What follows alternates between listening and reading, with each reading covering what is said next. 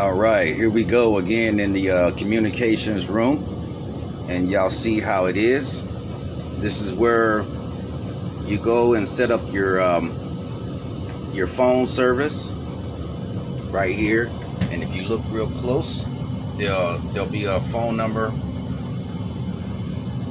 They number them, put a phone number attached to it, and as you pay close attention, you'll see a blue, a white and blue, a orange and white, and kind of a white, but it's always a pair with tip and ring.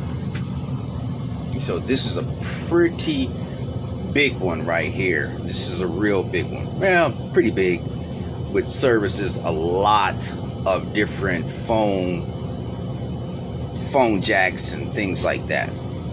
And they normally route them throughout the rest of the building.